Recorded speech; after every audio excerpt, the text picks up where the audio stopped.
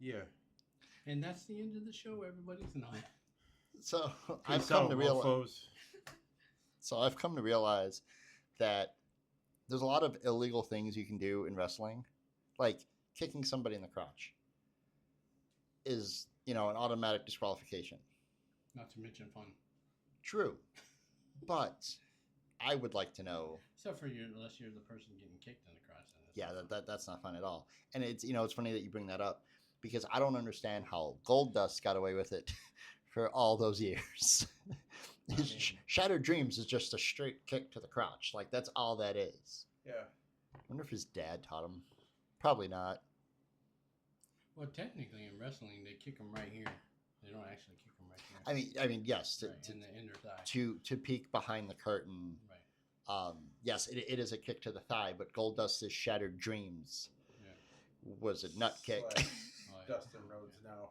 Rest in peace. It's oh yeah, that's right. Damn you, Kyle Fletcher. But no, yeah, and even him doing it in AEW, it's like obviously the ref doesn't see it because it's illegal. Yeah. But just like Dustin Rhodes says, we're gonna keep it stepping. Hey everybody, the coffin is open, and that was a shit intro. Anyway, we'll keep it in. I'll edit it. Bandito. No, Edito. No. Not Bandito. Yeah, it's good. I liked it. Like crappy Spanglish for edit. Yeah. Hey everybody, welcome to the Koffin Click podcast. I don't think I've said the title of this in a while, but anyway, as always, I am Jeff, and I am here with Justin. Hello, everyone. And this is Juan. And this week, these three movies alone have made up for all the blood I have been missing in what we've been watching. Yeah. This week we watched from a certain point of view. You know what? It's funny that you mentioned that because I noticed that too. I was like, wait a minute, out of all the movies we watched, I was like, this is a horror podcast. I was like, there hasn't been a whole lot of blood. Yeah, we haven't watched too many movies that had too much blood or blood splatter or gore or anything. So we watched. So knowing what you know about Juan, that's not his fault. We just ended up planning it that way. That's not his stance on, hey, hold it on the blood, guys. It's nothing to do with him. It's just the way we happen to plan it. Well, I don't have a problem with blood. I just have problems with the more grosser side of it. Like I said, human centipede. Or yeah, I know. Definitely agreed. Movies like that, like a Twig and Berries and Saw as well. Yeah. I get you. Right.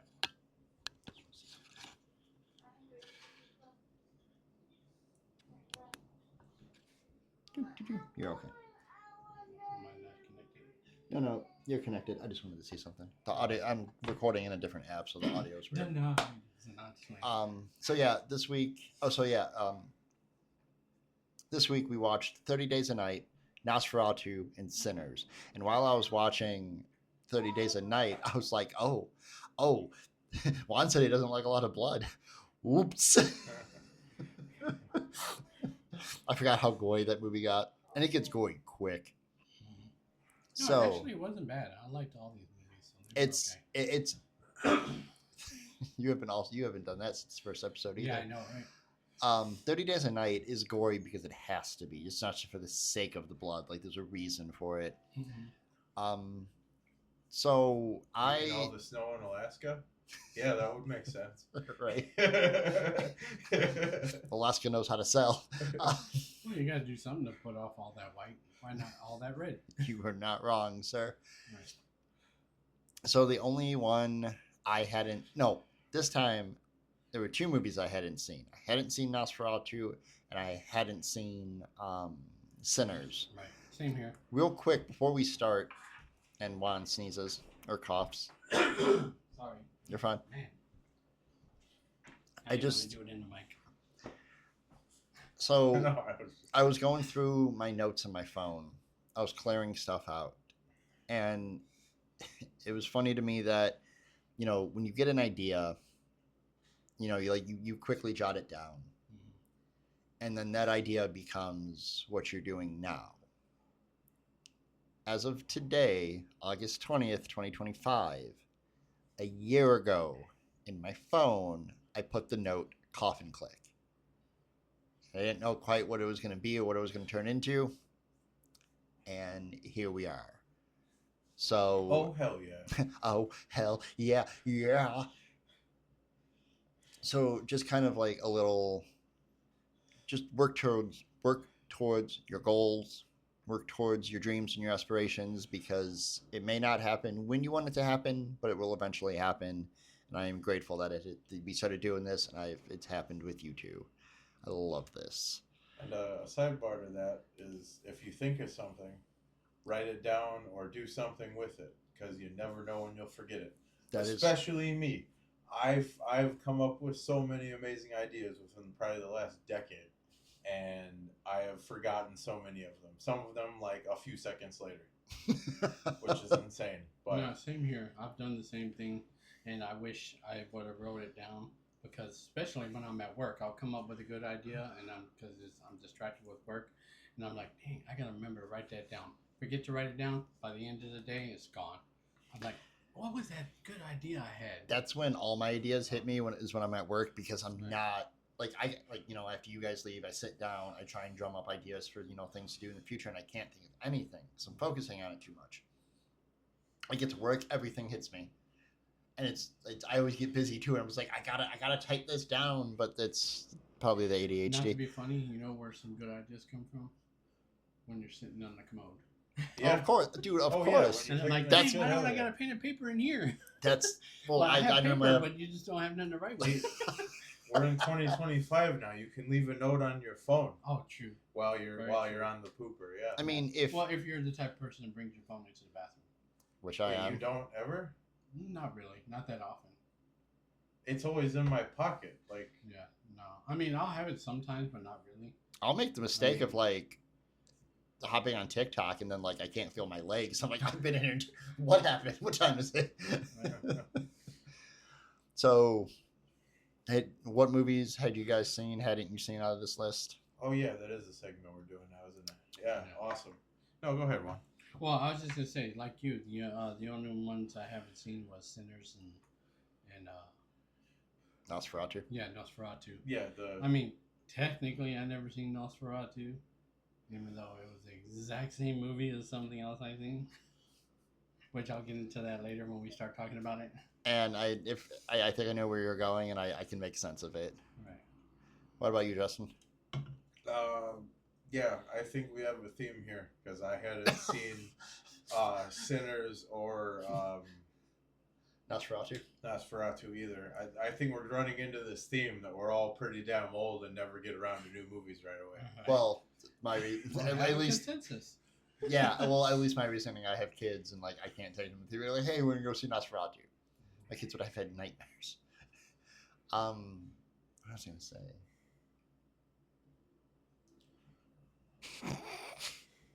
But I have seen 30 Days a Night like several times, and I love it. I've seen it twice.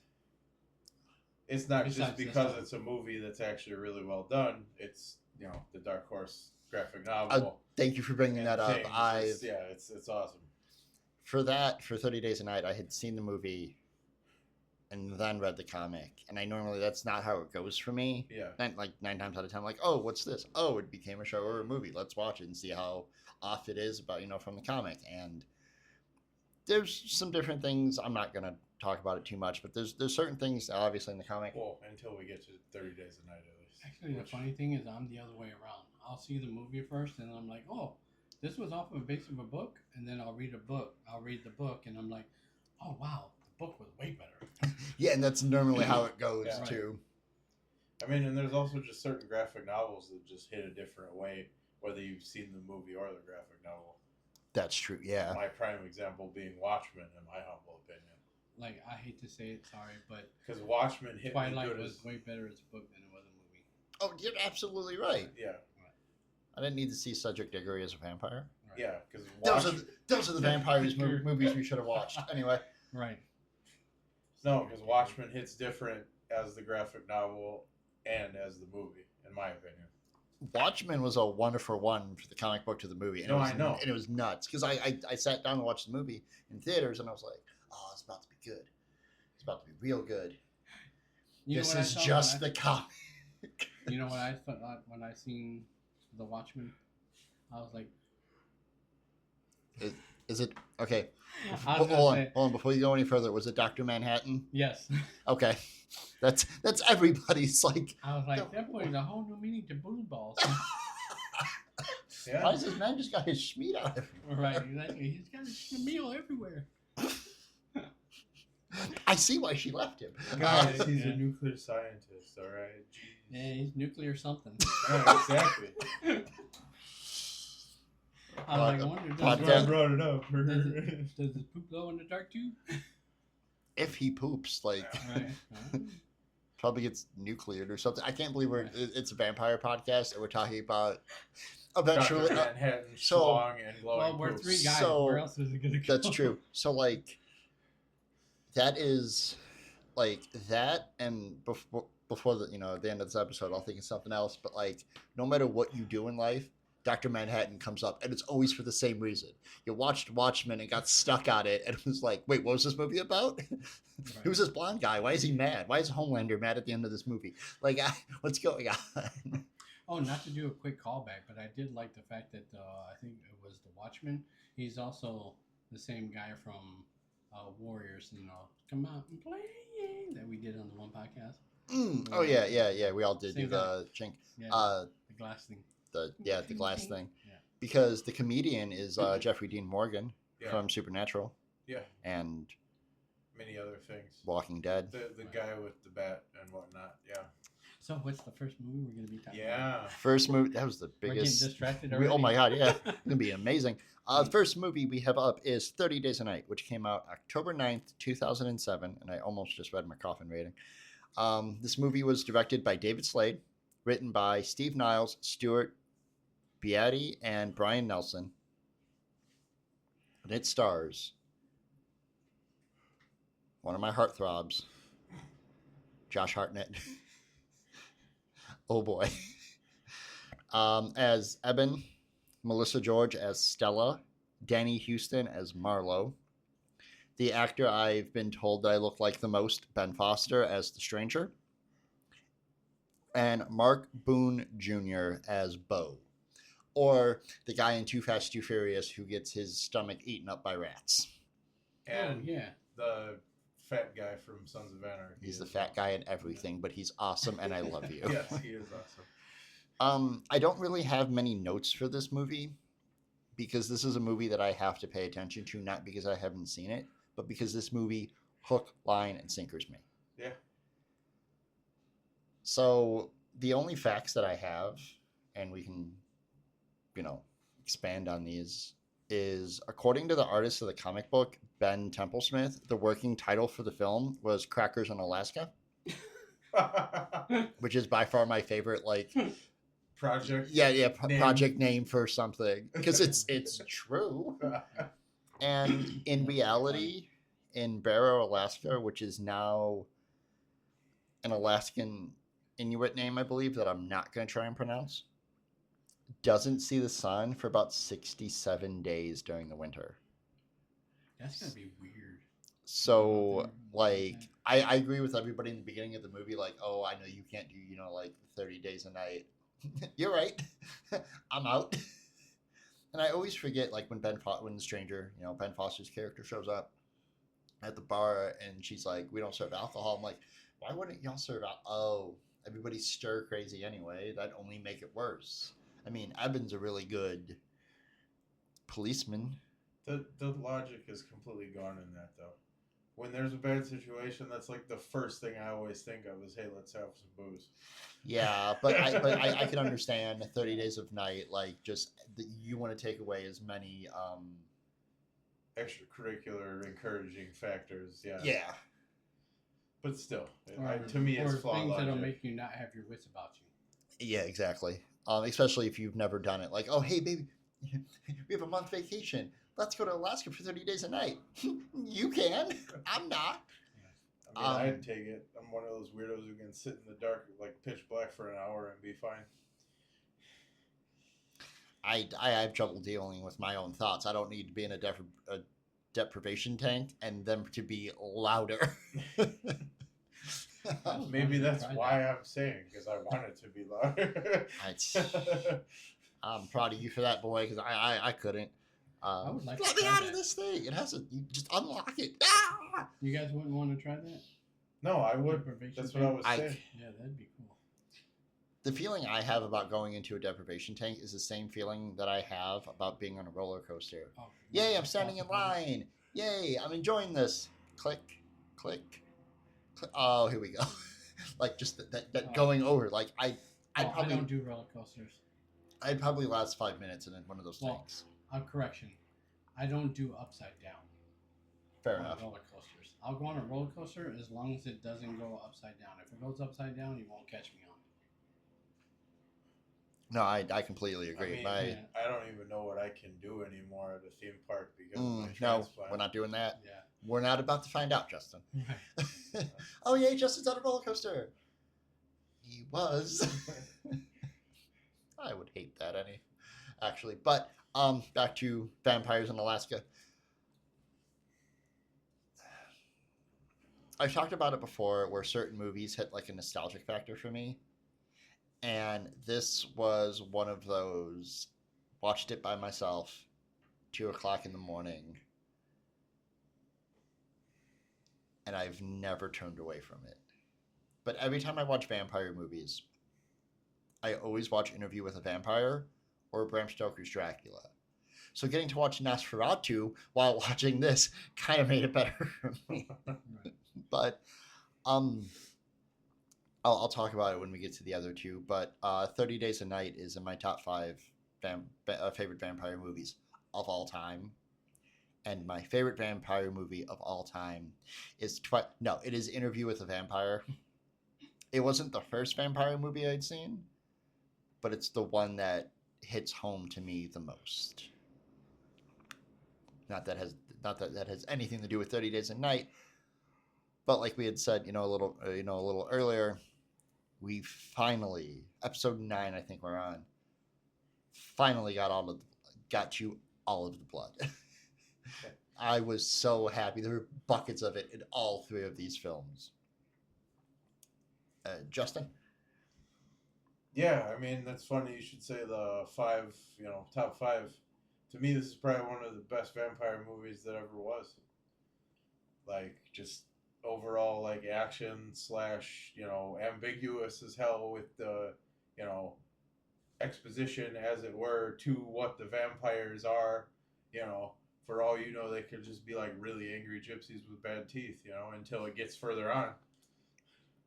And speaking of gypsies, we'll get to that later. Yeah. Just like the lead vampire, Marlowe, and just how sinister he is. And just, yeah, I made a note of that. I was like, that's one of my favorite characters in the movie. When his wife died, I assumed it was his wife. He was like, you know what I got to do, right? Well, yeah, if we're going with the gypsies with bad teeth route, it obviously was. And we're getting canceled. But yeah, when he looked down at his wife and was like, he's like, I got to do this, right? And she was like, mm-hmm. And he did what he had to do. And I love that Marlowe, the exposition is cut off the heads. We don't need any more. What? You guys were just cosplaying Vlad the Impaler? Like you cut their heads off for a reason? That is nuts. Yeah. No, that is a good bit anyway. But the actor for Marlowe, he had practice of being like, ooh, bad guy. X-Men 1. Yeah, you're right. I was trying to He's think like the bad evil colonel guy or whatever. I was trying to think of like where or politician or whatever the hell it was. He's done a lot of military stuff. Yeah. Also, we're all Marvel freaks here? Yep. Deadpool before it got good. Remember? What do you mean? Logan. Same guy. Oh, yes. That Deadpool before it got good. They sealed his mouth shut. What are you doing? Oh, yeah. Yeah. We don't talk about Logan. No, I just mean the No. I Deadpool. Oh no, he had his mouth shut for some damn reason. He was the colonel in that too. Wasn't Logan the one that said it's an improvement when they showed his mouth shut or something? Mm-hmm. Yeah. And that's why Deadpool fixed it. We went back and shot himself in that movie. Yeah, exactly. Right. Like when he goes back and shoots Ryan Reynolds for reading the Green Lantern script, and he's like, "You're welcome, Canada." Yeah.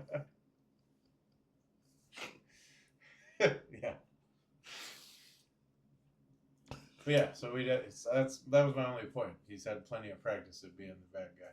Although I don't know where the timeline is as far as 30 Days a Night and X-Men 1 and I'll check, but I think he did / whatever the hell that was. Because X-Men 1 had to be after 97. 99 maybe. Let's see here. 2000. Then, he had some time. Well, and then the Wolverine / X-Men that should not be named was what, 04? Oh, X-Men Wolverine Origins? Yeah, Unlimited or whatever the hell they called it. Wolverine Unlimited. 09. So, any more thoughts on 30 Days a Night? I mean, I was just letting them. 09 for Origins. Oh, so it would have been after. Way after, yeah. Yeah. Almost. Well, because you said 30 Days a Night was 05, right? 07. 07, okay. That's actually funny. That was the year I graduated high school. 07. Jesus.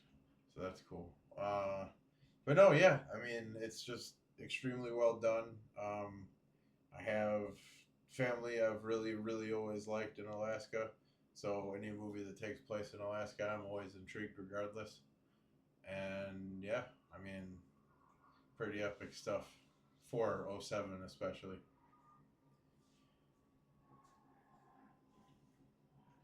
Sorry, I blanked out. I heard everything you said. But that promo that we saw earlier, there was somebody that was helping Luchasaurus come back. It was fucking Jungle Boy. Because he has the same black jacket on. Wait, that was a picture of tonight? Yeah. Oh, no, just like that Jungle Boy was the one that was helping him come back. When he was in the harnesses and the medical thing. Okay. Luchasaurus. Okay, Juan? So, me, 30 Days a Night. I really like this movie. I like movies that have new takes on stuff like, say, vampires. I like it. I like when movies don't repeat stuff that is already done. When you have a unique take on something, I really enjoy it. Like, for example, the fact that the vampires had their own language. I thought that was pretty cool.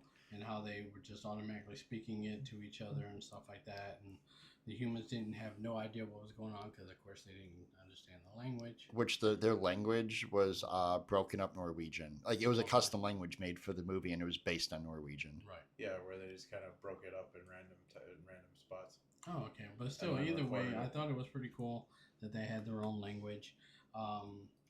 Like you guys were saying, I didn't mind all the blood and stuff like that. And, I like special effects and everything like that. And I just said, the more blood I don't have a problem with. It's more, like I said, more the grosser side of things. Like, like I said, like human centipede and stuff like that. I mean, I don't like horrors like that. But, I mean, like I said, blood, guts, all that stuff really doesn't bother me. It's just, I don't wait, have you seen, like, Turistas or Green Inferno or any of those ones where it's, like, really, like, vapid, ridiculous, like, gore stuff? Like, have you ever seen Hostel? No, I don't think so. Okay. Yeah. But I know this is a horror podcast, so I mean, if it's something, if we're it gonna turns push out that. to be something I can't handle, I'll let you guys know on the podcast. Okay, I couldn't make it through this movie, and I'll be honest with it. But, fair enough. But so far, I haven't had that issue. But like I said, I love vampire movies, so I didn't have a problem with any of this stuff. I mean, I've seen vampire movies that are like really bloody, like Vamps. That's another one that's pretty bloody. When they're in Mexico, I think it was, or New Mexico, I think is for that one. I like that one too. That was a good one. But anyways, this one. So like you guys were saying, I like the lead vampire. I thought he was pretty cool. Dustin Dawn's Tarantino, right? So that's yeah. So that's another funny. one. Dustin Dawn is nuts. Yeah, I like that one. I quote that movie all the time. I mean, especially what Cheech says in that movie. I used to tell people that all the time. What does he say? It's been a while since. You don't remember it? No. All right, should I say it? Yeah. Okay, it goes, "Hey, pussy lovers." And, yeah. And Okay. it's like we got snappy pussy. That's right. So I thought that was so funny. I used to tell my buddies that all the time, and they're like snapping. So and they started like you guys are laughing. They were doing the same thing. So. Oh, I gotta watch that again. I barely remembered that. Yeah, but that's pretty funny. And then, but yeah, so this movie I liked it because it had a new take on vampires. You know, vampires and the North. Why am I blanking on the name? Alaska? There you go. Thank you. I was blanking on it. It's a state. Yeah, sorry. Yeah, Alaska. But no, I liked it. The fact that it was 30 days a night, so that means they got to run amok the whole time and don't have to worry about the sun and all this stuff. So I thought that was pretty clever of the vampires to hang out there. I'm glad Jeff already fact checked how long the night is in Alaska, though. Yeah, exactly. Yeah, I was just like, I was trying to find facts about the movie, and I was like, oh, I want to find production stuff, and it just came up. Like one of the first facts on IMDb was like, actually, it's 67 days. And I was like, oh yeah, calling this movie 67 Days a Night would have been crazy. Right. But I do, like you two both said, I do like learning. Like I used to love watching the Natural Geographic when I was a kid and all that stuff. So and anything about Alaska or somewhere where I haven't been yet, I like watching it. So I thought that was pretty cool. And then I used to watch Northern Exposure. You guys remember that show? Love that show too. I mean, if this movie had been a documentary about like like a Nat Geo thing about Alaska, this would have been every reason for me to not go. Yeah, like, whoa, y'all got vampires up there? Right. Y'all can keep them. I'm good. Right. So the kill count for this movie, it's 57 kills. All right. I didn't see any animals killed unless I missed one. But there's a bunch of dogs that died in the beginning. Every sled dog in the village, basically. Yeah, I forgot about that. Yep. I'm sorry, I didn't count the. And that was an alley trigger to where I got a nice little punch in the side of the arm. She can punch me. It's fine. Yeah. If it wasn't for me, you would have never had to watch it. Well, no, again. I mean, she basically should have told me to tell you, like, don't keep dog or animal killing stuff in this anymore. All right, well, there goes Pet Cemetery. Yeah. Okay, I think she knows that's accepted. Oh, as long as she knows it's coming. Had she not seen 30 Days a Night? I guess not. I could have sworn we watched it because I've watched it so many damn times. But apparently she fell asleep every time. So, I mean, how can you fall asleep with Josh Hartnett on the screen? Anyway, I'm done. Oh, and then the little girl vampire. Was really cool. And I know it's kids with you and the kids. No, see now. This is why I draw that little line. That little child deserved this shit. Right. Because it scared me.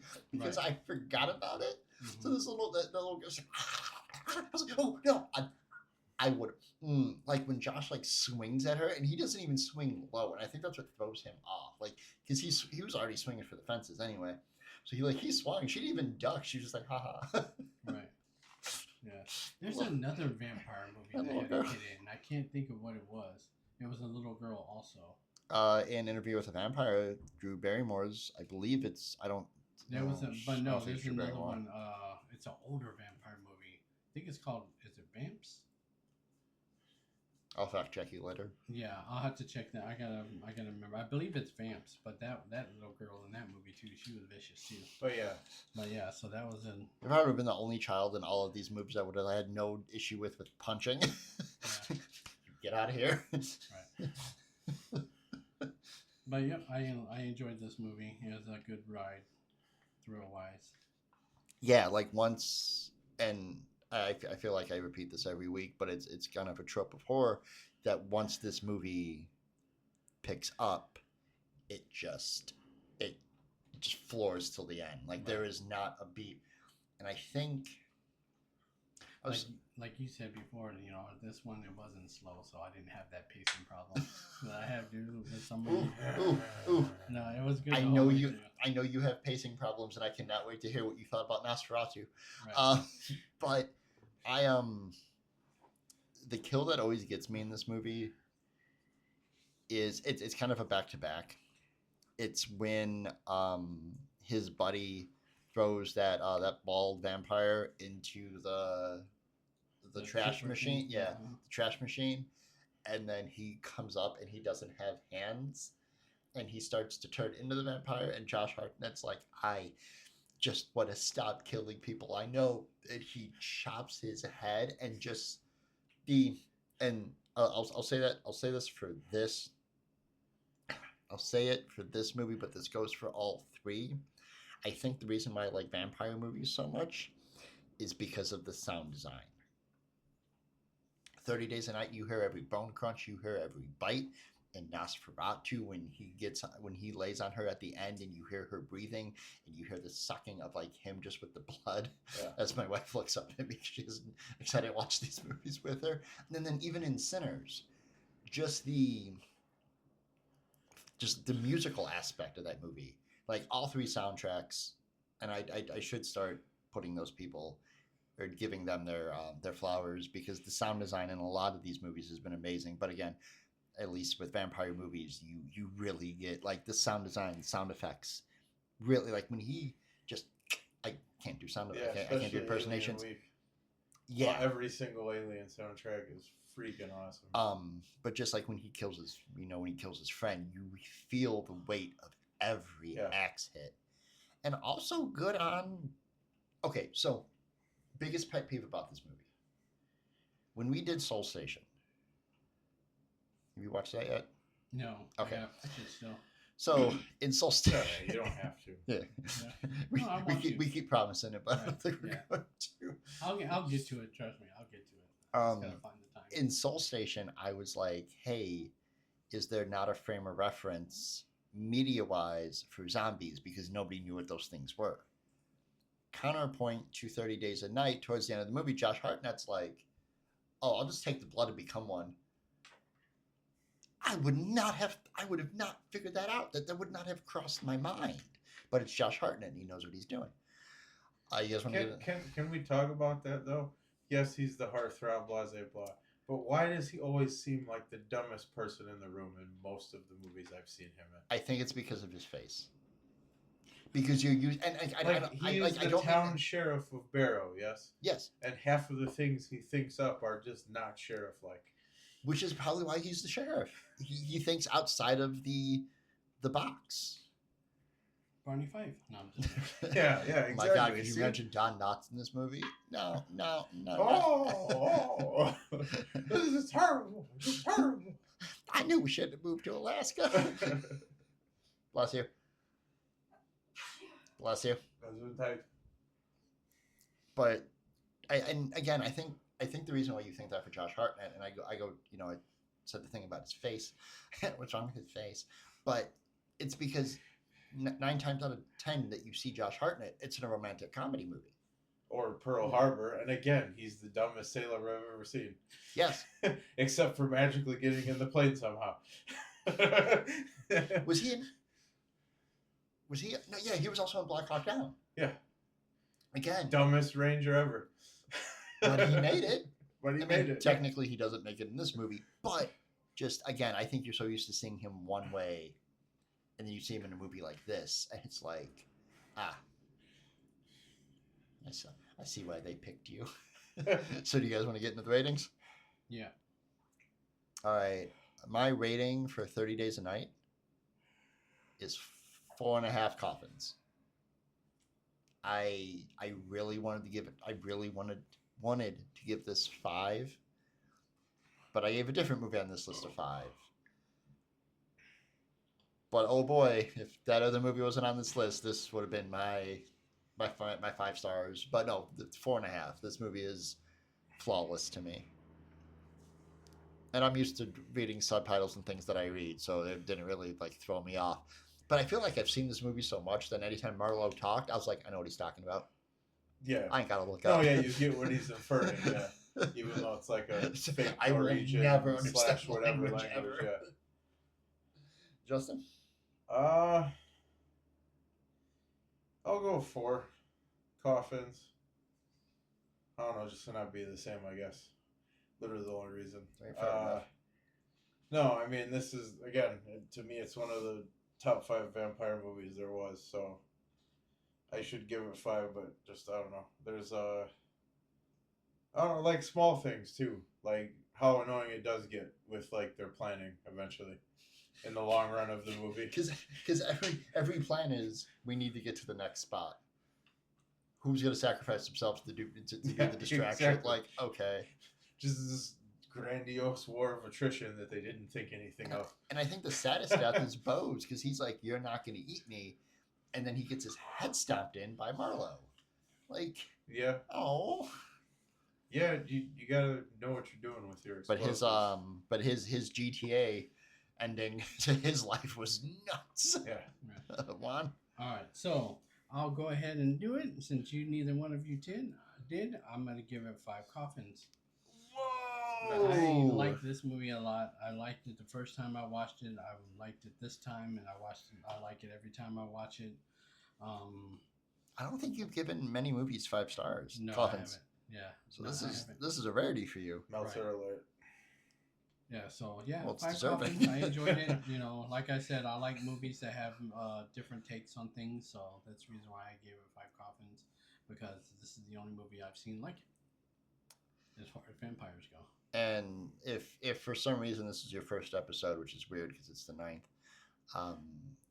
go back a few episodes. I gave Sharknado 5, so Don't trust him. That should sum up. Yeah, Justin and Juan are doing this because they love it. I just love the movies I love. So. But no, that's awesome. All right, moving on to the next movie, y'all. Nosferatu, which came out, and everything about this movie threw me for a loop. This came out on Christmas of 2024. Yeah. After watching it for the first time, I wish I would have seen this on Christmas. Yeah. This is now a new Christmas movie to me. Yeah. as much as Die Hard is. Just because of marketing. At least Die Hard has a reason. I was just going to bring that up. At least Die Hard has an actual reason. The biggest debate of all time. And I am sure we will get into that in December. All right. So Nosferatu is directed by Robert Eggers. This movie was written by Robert Eggers, Henrik Galeen, and Bram Stoker. And if y'all want to talk about a star-studded cast, I didn't realize how many, because I knew William Dafoe was in this movie. And I was talking to Justin about it before you got here, and I'll explain it. He's not the character that I thought he was. So we have Lily Rose Depp as Ellen, Nicholas Hoult as Thomas, Bill Skarsgård as Count Orlok, Aaron Taylor Johnson as Frederick, back-to-back weeks with William Dafoe as Professor Albin Eberhard von Franz, and Ralph Ineson as Dr. Wilhelm Sievers. My big note for this movie, and kind of an overall, and this is nothing to take away from it, but it was really cool to see Lex Luthor, Green Goblin, Kraven the Hunter, and Galactus all help to save Johnny Depp's daughter. Because there's a scene where it's just Aaron Taylor Johnson, William Dafoe, and Ralph Ineson, and I was like, yo, Kick-Ass is in this movie. And when I saw him, as I watched it through Prime, when you pause it, it'll do the X-ray thing. Yeah. So I was watching it. I had to pause it for a reason. I looked back, and it said, Frederick, Aaron Taylor Johnson. And I went, no, it's not. There's another actor. I mean, there's one dude that looks like Aaron Taylor Johnson, and it's him. But, like, not that he'll ever hear this, because if he does, it's been a slow week. But Aaron Taylor Johnson, if I ever meet you, dude, I want to give you a hug. You are one of the actors, to me, that has one of the widest, like, how do I want to say this? Like, range for roles. Yeah. Like, it is nuts. And every time I see you in anything, I just go straight back to Kick-Ass. But I was just like, whoa. They got everybody in this movie. As I said before, the sound design and just this entire movie. There are so... So are we calling this like an HD remaster of the original then? Okay, so Well, actually, I'm glad you brought that up because that was going to be one of my things that I talk about. okay, so let me get this out of the way now for the people who don't know. Way before Nosferatu, before Werner Herzog did Nosferatu, the black and white one in like the 20s or whatever it was, Mm-hmm. Bram Stoker had already written Dracula. Yeah. He had his thing. Well, he didn't give the license out to Dracula. So Werner Herzog goes off and creates Nosferatu. Except he didn't ask Bram Stoker for anything. So after Bram had died and, Nosferatu comes out, Bram's surviving widow sues Werner Herzog over Nosferatu. And they won the case. All the copies were supposed to be destroyed, but one remained. It's like the One Ring, I guess. So, which is what turns this movie into the cult classic, Nosferatu, the original, into the cult classic that it is. But this movie is just a copy and paste of Bram Stoker's Dracula.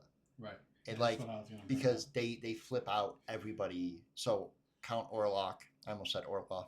It would have been crazy, but Orlok is Dracula.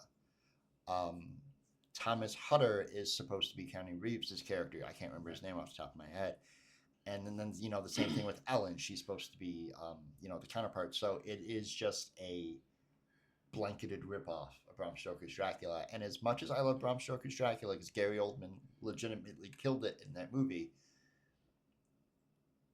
this one, it's on my back end for top vampire movies. This one, if I watch it a few more times, probably will be in my top 5. Wait, like 10 to 20 or lower? Between 5 and 10. Oh, like okay. 6 and 10, like that area. Well, you said back end. So back end. So I didn't give it up, but no, like from like 5, so the like 5 to 10 region, like probably edging 6 if I really had to give it, because this, as I watched it and as I caught up with it, I was like, oh, this is like Bill Skarsgård. So I didn't know who anybody was in this movie, like what actor played what. So when I heard Orlok talk, I was like, oh wow, William Dafoe really went all out with this. And then William Dafoe shows up as the professor, and I was like, then who is? It's Pennywise. It's Bill Skarsgård. Yeah. Like, this is nuts. And speaking of Skarsgård, he trained with an opera coach to lower his voice an octave to make the voice of Count Orlok as deep as possible. Hell yeah. And this role, he got into character so much that after the movie was done, he said he will probably never go that deep for a character again because it scared him what he became. Because what he did for Pennywise was nuts as is, but to throw yourself in a role so much, to be like, too far, I'm out. I'm probably just gonna keep spinning my wheels and repeating myself about this movie, but this was I wouldn't say you have been. This was good. Like, this, not knowing what I was getting myself into. Again, sound design. Yeah. Juan? So, this movie, okay, so I'm going to say right off the bat, my Koffin rating, when we get to that, is not going to do this movie justice. But, and I'm going to tell you why. Alright, so like I said, I don't like movies that repeat what someone else has already done. Like, if you just make a carbon copy of a movie, then to me that's like you're just wasting your time because someone already did it. I mean, remakes, unless they have a different spin on it, then I'll give it credit where credit is due, which I'm going to do with this movie right now, but I'm not going to change my Koffin rating. So, with that being said, this movie, from the moment I started watching it, I was like, okay, this movie is an homage to the original Nosferatu and Brad Stoker's Dracula. I'm like, that's the exact same story. They really didn't change too much. I was like, I mean, don't get me wrong, everybody acted excellent in this movie. Everybody did a great job. I love it when an actor can make you forget who they are and make you just think they're that person, and you forget that they were in this movie or that person, or oh, it's this person or that person, and stuff like that. I mean, other like some actors where they're just playing the same person no matter what. whatever movie it is. I won't name names, but I'm pretty sure we'll run across them later on in this podcast. But yes, so this movie, it was great for what it was, but like I said, it was a carbon copy. They didn't change anything. I mean, as far as I'm he concerned, didn't have the harem. it is a good homage to the original, black and white. Yeah, I like that. All right, but like I said, Winona I mean, I Ryder, really what's don't her have nuts? many notes on this movie other than that, and that's the only thing that kind of threw me out of it. Like I said, everything was good. The acting, the special effects. You know, I even like the fact that when he was sucking the blood out of the guy, the back to his he was arching his back or doing that sucking thing and all that stuff. That was, I mean, like I said, the movie was good. It's just I don't like movies that do the exact same thing as it did in the other movies. I mean, at least put a spin on it. The way that they made him look, like if I had never seen Nosferatu or knew what a vampire was, and this was my introduction, for as long as they keep him like in like darkness, and they don't really show you what he looks like in almost till the very end. Like, yeah, when he shows up in a room, when he comes to England, he's just hanging out, and he's got the cloak on and everything. You see the face and the claws. I'm like, all right, that's cool. But when he shows up at the end, and he's essentially, for lack of a better word, naked. Right. I was just like, oh, that's what you look. Oh, like just again the way that they made him look, the puppeteering work. Bill Skarsgård had to wear heels for this movie because he's 6'4" and Orlok had to be 7 foot. Right. Another problem I kind of had with this movie is when he first gets to the castle, whatever the guy's name is, the character's name, gets to the castle, and I don't know if he cuts himself or what happens, but he tries to the vampire tries to give aid to him, and he just acts scared and stuff, whatever. You see his scare face or whatever, but you don't know what's going on. It doesn't show anything. So yeah, Brad Stoker, at least they show him with the razor, and he's all licking the blood. Yeah, you don't see anything. It just skips to the next scene. I'm like, dude, you didn't see nothing. And I think just going. I think, like, and again, I don't know Robert Eggers. Man, I'd like to interview you too, but right. I think that adds to the suspense.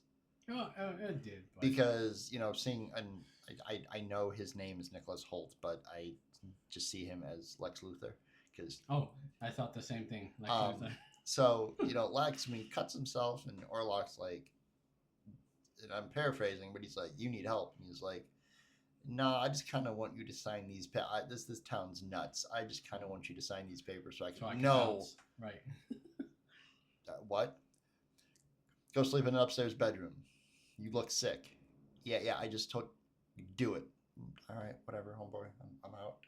And I love that, like, before he leaves, his wife is like, yada yada yada. I'm having all these nightmares, this and everything. I'm like, I'm surprised they didn't give her a lobotomy in this movie, or at least try to.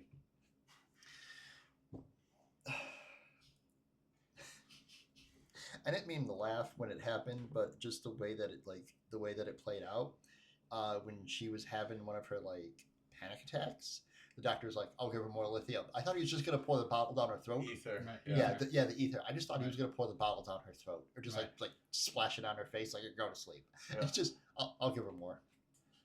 Right, yeah. Dude, being a doctor back then was nuts. Yeah. Also, one last note before you go, Justin. Okay. Her knock, dude's boss, when he kept saying Providence, for the life of me, I was like, how does he know about that city in Rhode Island? And then it hit me that Providence is an actual word. Right. Yeah. So it's like, because he kept saying it, I'm like, I've never heard somebody talk about Rhode Island this much outside of Family Guy. This is nuts. And then, like, again, I paused it for whatever reason. I was like, oh. You know when it hit me? When he was naked in the circle. I don't know why that's the scene that hit me, that he wasn't talking about Rhode Island. I was just like, oh, this dude's kind of, he's clearly lost his marbles. I'll do it for you, master. I'll get my Providence. I'll get my reward. I don't think you will. Right. I don't. It says it, and I compare every Dracula movie to Dracula Dead and Loving It with Liam Neeson. So Leslie Nielsen, I'm sorry. So I think eventually when we get to the comedy side of things, we should do that and compare that to Nosferatu. So real quick before you get started, Justin, I just got to say the kill count to this movie was 40 kills and 1 bird. I don't think enough people died in this movie. Right. So yeah, it was only 40 kills and 1 bird. Orlok was fucking people left and right. Right. Okay, go ahead. Yeah, so we're in this era of HD and IMAX cameras. Correct me if I'm wrong, but didn't what is it? Lily Rose Depp, right? Yes. She did all that crazy like in HD convulsion shit like to an extent. Obviously there were some that had to be CG. But most of that was acting. Yeah. That's nuts. So I had found out that who directed this again? Robert Eggers, when he was casting, he was doing the casting the auditions for it.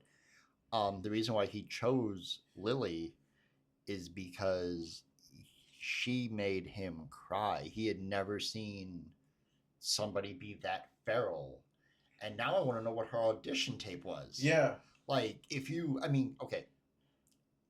Not saying that she got the role because of nepotism, but you're Johnny Depp's daughter. If you don't have an acting bone in your body, genetically something happened. Like, you know what I mean? Well, doesn't that mean it's not nepotism? Because if she didn't get this movie, True. It's assumed that it's not like Johnny was there, like coaching her, like, hey. Come on, no, you haven't seen Yoga Hosers? Yeah, No, you're gonna convulse like this, daughter. We're gonna eventually talk. Like, we'll eventually get to Kevin Smith horror movies and Yoga Hosers. Everybody shits on that. The movie was amazing. Yeah, no, it was. I liked it. It was like every Kevin Smith movie just rolled up into one. I was waiting for Ben Affleck and Matt Damon to show up as Loki and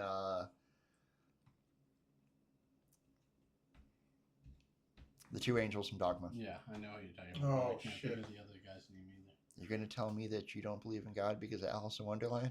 Yeah, I just like to keep the clergy on their toes. So, speaking of Nosferatu, the original, the castle scenes were filmed in Pierston Castle in the Czech Republic, the same location that was used for Werner Herzog's film Nosferatu the Vampire in 1979. Nice. Which had to be a giant FU to him. Yeah, and whatever they actually used for Lugosi, right? The very first. They may have. No, I was just gonna say that whatever they used for the very, very first was probably torn down or something, right? I'm sure. No, it was Universal, so I'm pretty sure there's a backlot dedicated that they bring out every Halloween. Yeah. Also, speaking of like really good Draculas, let's give Bela Lugosi his flowers, man. I know he's been dead for quite some 100%. time. But for a man to play a role so much that he got buried in the cloak. Yeah. Yep. Also, my favorite Bela Lugosi fact is that he took his granddaughter to go see one of the Dracula movies, and he was talking in the theater, and the ticket men came to talk to him, like, dude, you're talking through this movie. And he took off his hat, and he was like, well, I'm explaining to my granddaughter how this movie was made. And dude was like, oh, Bella, go on. And he left. Continue. Right. I'm so sorry, sir. I'm not worthy. I don't think people treated celebrities like that back in the day. Not that they do, not that the way we do now. You know what I mean? Mm. Like, it was probably, the 60s, and Bela Lugosi's talking, and the ticketman probably didn't even know who he was. Right. Like, oh, it's the old guy's talking. Look, all like the guy on the screen. Whatever. I don't care. Anything else on Nosferatu? Yeah, I mean, and Bill Skarsgård, too. Just so freaking awesome. He's not actually my favorite Skarsgård. That would probably be Alexander. But he's starting to give it a run for his money. Between this and it, even by itself. I mean, the dedication and just, man. Like, I literally had no idea until, 2/3 of the way through the movie. And I was like, holy shit, it's Bill Skarsgård. Oh my God. I assumed it was some, Romani 7-foot tall guy or something. See, that's what I'm saying. And when you play a role where you forget who the person is. Yeah. I was trying to find his voice in the character, and I couldn't. Yeah. That's what's nuts about it too. That's why I thought it was Because he's got that like the one little spot in Bill's voice where like you can tell it's him, but this was gone throughout the whole movie. And in this movie, he didn't have to do the eyeball thing. Yeah. So my favorite thing about the Pennywise movies, or the new ones with him, is him and Bill Hader are talking, and Bill's like, "Hey, do they gotta like when you do the eye thing? That's CGI, right?" And mind you, Bill Skarsgård is in Pennywise makeup outfit. He does the eye thing. Bill screams, drops his coffee, and takes off running.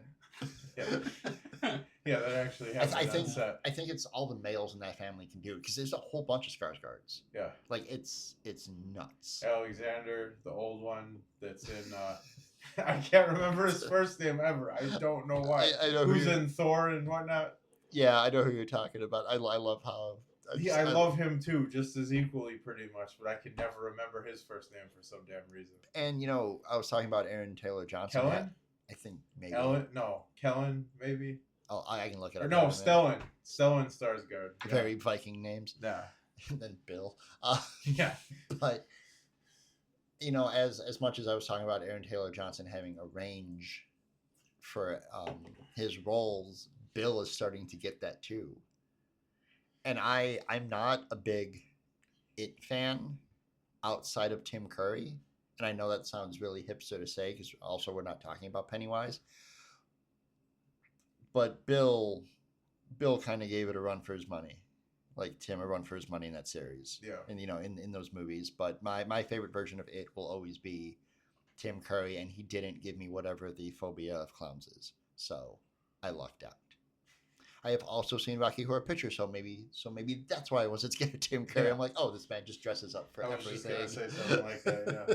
I love the Rocky Horror Picture Show. One of my favorite movies of all times. Well, if any of you want us to do Rocky Horror Picture Show or a Tim Curry episode, drop it in the comments somewhere. Give us some ideas. Love Tim Curry. So we got It. Tim Curry's awesome. So far we have It and Rocky Horror Picture Show. We got to find one more. You guys want to get to the ratings? Yep. All right. Justin.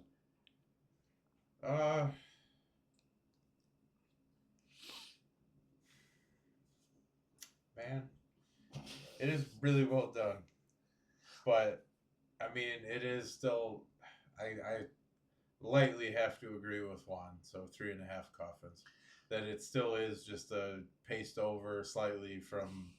Really very well done as a paste over from original Nosferatu and Bram Stoker's Dracula, but it's really well done. So 3.5. I'm not gonna tank it just because it's a partial ripoff. I meant to say this earlier. After I watched it the first time, I've only watched it once for this. I'm gonna go back and watch it again. But walking away from this movie the first time I watched it, it felt more like a period piece about that time. There's so many historical things in that movie. How many times did they say plague, even though it was technically just the influence of the vampire? And that's the crazy thing. They're like, it's rats. Have you seen that 7-foot man walking around? I'm sure it's not the rats, a-hole. Like, I'm sorry you lost your family, but I'm sure it's not the rats, my guy. All right? It is London. I understand why you think it'd be rats, but have you seen this man? Have you seen this guy? Well, I mean, is that just the MacGuffin then the entire time? I mean, because that's different than the original Nosferatu. But it didn't really have any plague or anything. There's also a silent movie, so words. But it's hard to pantomime a silent movie on a podcast. Good job, Jeff. Anyway, but to give what happened to London, that because they did go through that plague. And then, the Pied Piper showed up, or whatever Mighty Python said happened. Well, it was in Germany anyway. That too. Where Orlok wanted to go back to was technically Germany. That threw me off too, because I was just like, "Well, wait, this is just freaking London." London right? sucks. I'm going to Germany. I'm sure that's a good idea, but but to give something to give the plague something supernatural, and then in that movie pivot back to the plague, the vampires don't exist. William Dafoe's character is crazy. It's the plague. Yeah, he's one of those wacky alchemist people that they talk about from back then. Yeah, and this man has no idea what he's talking about. He's calmly in my study with Galactus talking about vampires and how they're real. And that, it's a demon possession. It's not a ghost because, this, Lily went, there's a physical manifestation to it. But yeah, keep believing it's the rats. The only woman in town is having hysteria, but no, it's cool. And then your wife gets the hots or whatever happened to her. And that scene, I love that scene. She's like, what is this? Lily, or, what was her name? Ellen. She was like, Ellen, is this what you've been feeling? Like, yo, if this is what it is, I'll keep it. Like, yeah, I just pumped out 3 kids with this man, but this is nothing compared to that. I was like, damn. And then, I'm so sorry, I'm just going off. Juan? Well, I was going to say, you go ahead and do yours. What's your Koffin rating? My Koffin rating is 4. Because, again, walking away from this movie is like a period piece. And seeing, and the scene that I think that threw me off the most was when Lily has her Ellen has her final breakdown and looked at her husband and was like, this is the second time I'm going to say this word in this podcast. She was like, Orlok got that schmeat. You don't. You ain't got nothing on him. I was like, Ellen, is that really where you should be going with all this? Like, if you can outdo that man, let him see our love, this is going to fix everything. That was nuts. That's one of, like, had I been watching this at home, that's when, like, my mom would have walked out. Like, what are you watching? I swear this movie's about England, I promise you. Germany again. That too, yeah. But the scene that Germany and Transylvania, apparently. I think the scene that I was watching, I'm like, okay, this is, and like I agreed with you guys about, like, okay, I'm just watching a remake of Bram Stoker's Dracula, just plastered as something else. That's fine. I'm with it. I was at 3.5 like coffins, and then the end happened when he goes to die, and the quick transition of him seeing the sun to him blinking and immediately crying blood. Yeah. I was like, oh. Yeah. That was one hell of a practical effect. Up, yeah. That is, and just the sounds that he made as Orlok, he was very feral, he was very beastly. I was like, oh, okay, 4 coffins, got it. Tip my hat to you, sir. All right, so me, like I said, my rating, it does not reflect what I think. All the acting and the special effects, everybody did a great job. It was a good movie, but because the main fact that it was a carbon copy, and I hate those type of movies, I gave it 2.5 coffins. Sorry, director, don't kill me. Actors don't come after me. If Robert Eggers listens to this, I'd be stoked. Oh, yeah. Bram's stoked. Yeah. Anyway. Good one. Thank you. I don't know. I mean, I said I lightly agree with it, but like I keep going back and forth because I mean, there's no harem amongst him. There is in Bram Stoker. Right. There's several good ass differences. They don't make a plague reference in Bram Stoker's or freaking any of the original ones. They couldn't make a plague reference because you had Gary Oldman walking around killing people. You think anybody thought it was a plague then? No, they just saw Gary Oldman. Well, yeah. I don't know. It's just one of those things where Silence and going around killing people. I mean, what's wrong with that? And a somehow still looking young Keanu Reeves. Oh yeah. Right. Talking about vampires.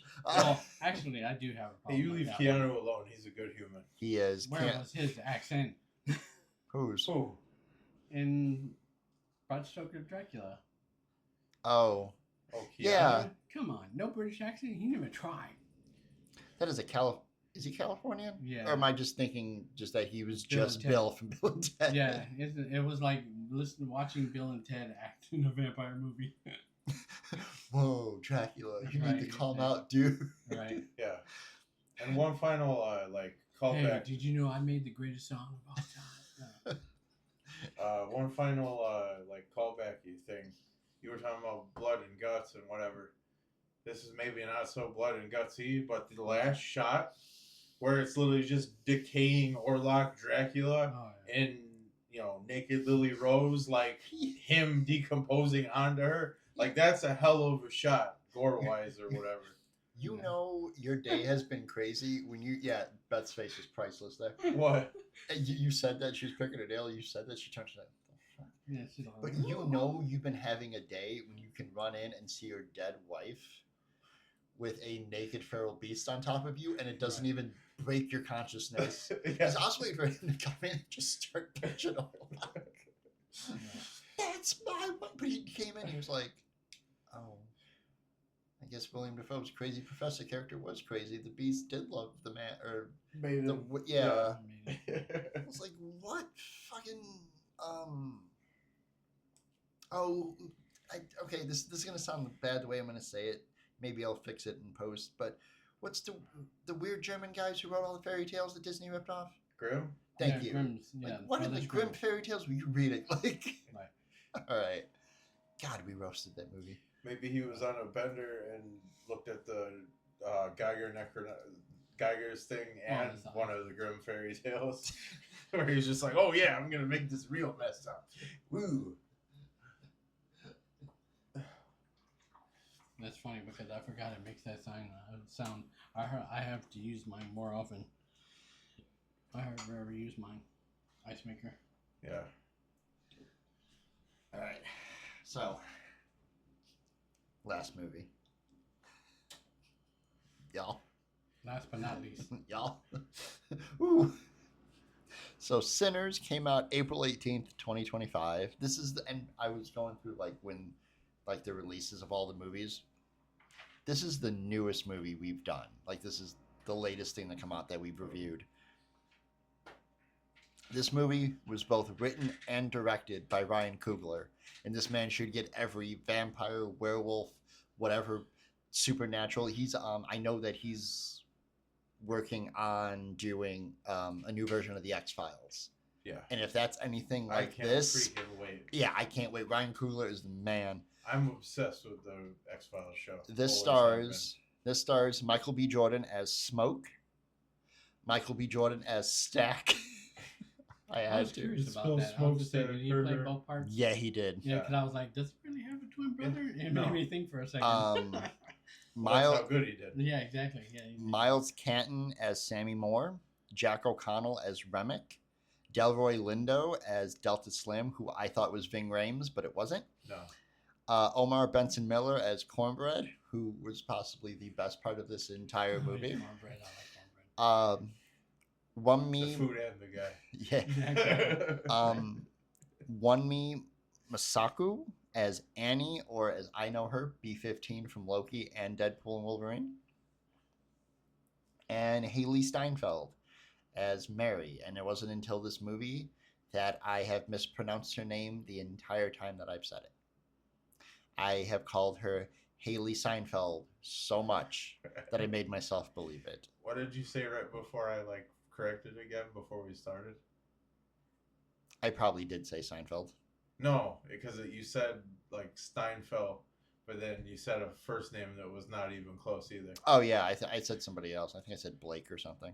No, it was something with an H still when you were saying it. I just forgot what it was. Harley Seinfeld. Yeah, you said Harley Seinfeld or some shit. Yeah.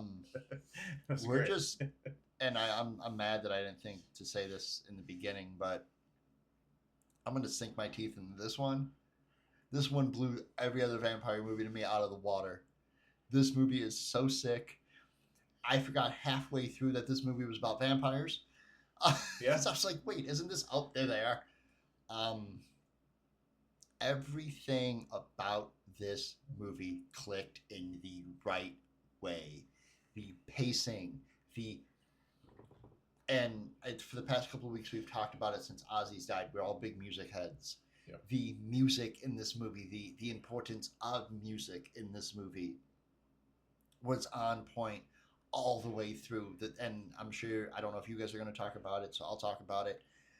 The scene with when Sammy starts playing at the club, and it goes through all the different generations of music and all the different styles, and just I know it was broken up, but it really felt like one continuous shot. That Ryan Coogler was just able to do that in one shot. Oh my God, this entire movie. But what I will say real quick is that Ryan Coogler said that two of his biggest influences for this movie, which are movies that we will eventually get to, I'm so sorry, were From Dusk Till Dawn, which came out in 96, and The Faculty came out in 98, and both of those movies were directed by Robert Rodriguez. Yeah. Like this, I want to get this movie on DVD. I want to get a physical copy of it. Mm-hmm. I want to take it to Michael B. Jordan if I ever get a chance to meet him. And I need him to sign this movie as both Smoke and Stack. Like, just sign both sides of the... I'll get a cover that's got... Back. Yeah, I'll just sign the DVD. I don't care. Yeah. Maybe Michael... come to Comic-Con. I hope so. Yeah. Michael B. Jordan is one of the most talented, well-deserved actors that we have now. Yeah. This man does not miss with anything he does. And the greatest thing I found out about this movie is that this is his first horror movie he has ever done. Oh, really? Because he didn't like them because he didn't know how they were made. I hope he does more. Yeah. He did a pretty good job, yeah. Because not only, like, playing... I'm going to get the twins confused, and you guys can roast me in the comments if you want, but playing the businessman side of Smoke versus the flat-out gangster side of Stack, but being able to bleed the lines between both twins. Like, the scene with Smoke that caught me was when he walked out and he shot that dude in the ass. And he was he was like, "You stealing from me?" And he was like, "Oh, I didn't." He was like, "Dude," he was like, "Bro, I'm sorry. I didn't know this was yours." And then his friend's standing there, and then he gets shot in the kneecap. And he's like, "Well, I can't have anybody saying they almost stole from me. Here's some money. Take him to whoever down the street." You have that much power and that much sway just off your name and the reputation. Yeah, just that alone, and then Stack's whole charisma. Yeah. When he was standing there with Delta and Sammy when they're playing, he's like, "Oh, hey, these people are going to be playing here tonight." And then Sammy was like, "That white woman keeps staring at you." And he's like, "Are you sure she's white?" "She's not. Yeah, she's the whitest one here." "Hey, Mary, how's it going?" "No." No, what he said right before that, when he was like, "Don't look at her." Yeah, don't look at her. Don't look that way. This... Like she's going to disappear or something. Not to be slightly late, but I think the character thing was Ryan Coogler's own play on his writing. Because Smoke is like gangster, and then Stack is like business guy because Stack's the money. Yeah. Right. Oh, you know what? I think you're all right. Yeah. So I definitely flipped the twins. I don't even know if you did flip it though, because now that I thought about it, it sounded like you said it right for a second. But even though both of them having their own personalities, they obviously Michael B. Jordan playing both really blurred the lines of what they had gone through. And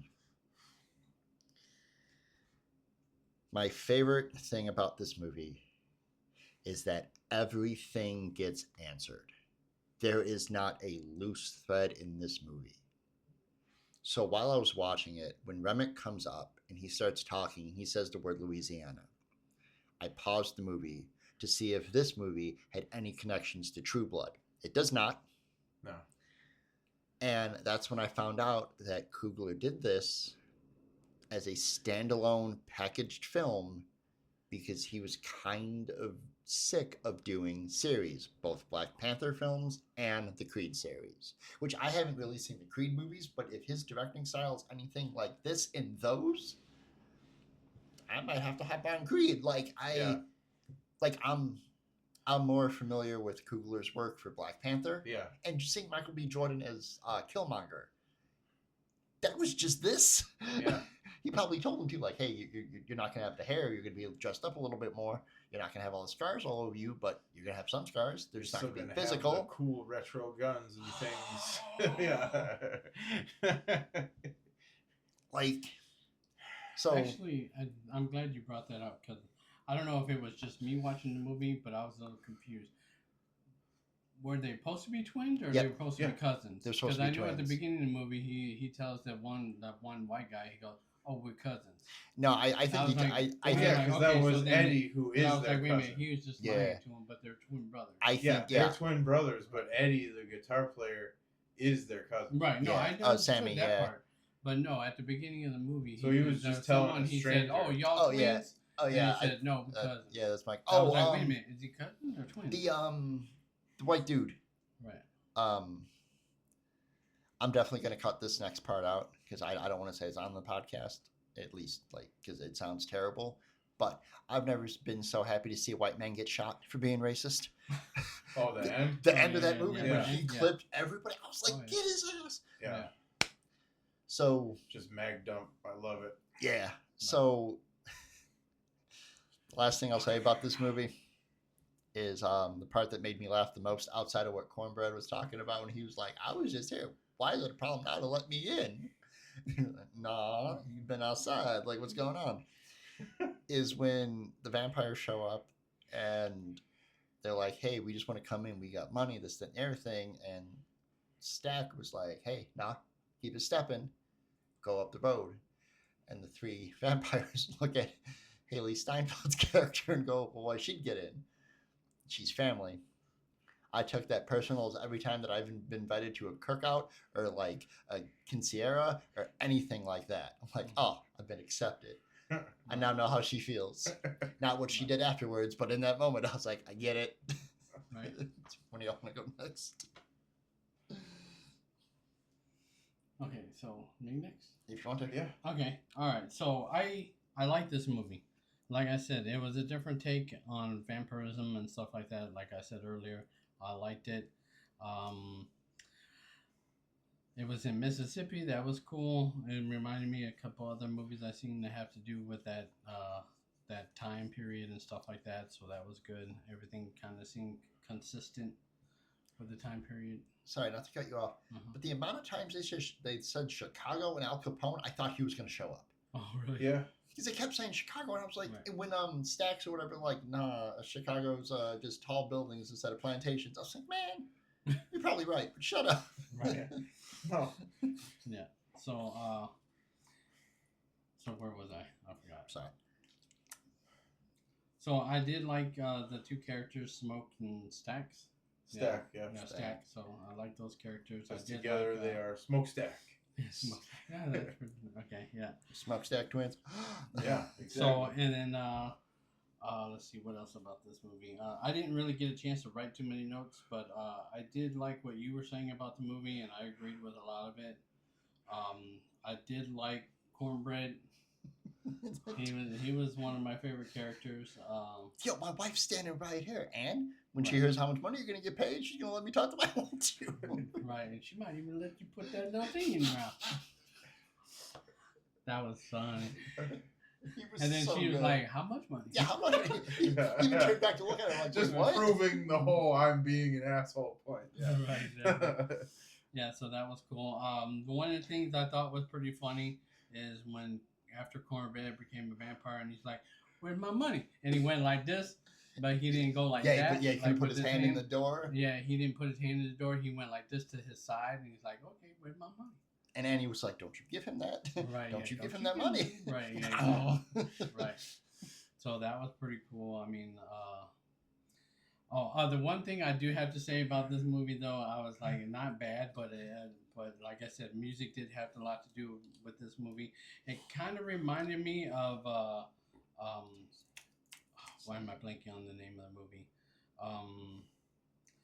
The one movie with Samuel L. Jackson, not Snakes on the Plane, where he plays the guitar or whatever.